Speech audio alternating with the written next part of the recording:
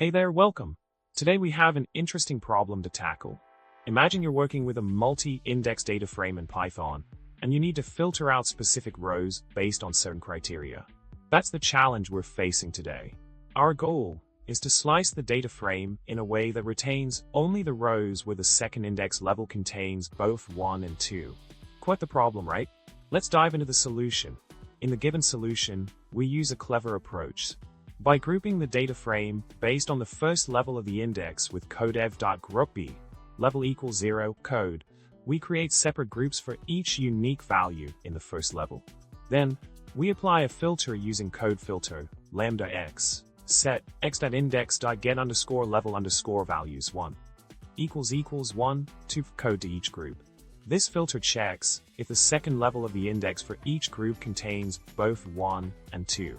Only the groups that meet this condition are retained. It's an elegant and efficient way to achieve our desired slice. That's a solid solution to our problem. Expanding on the solution, the resulting data frame after applying the filter looks clean and precise. We're left with rows where the second index level contains both 1 and 2, neatly organized and ready for further analysis. This filtered data frame provides us with the specific subset of data we were looking for. It's a great example of how a concise and targeted approach can yield the desired results efficiently.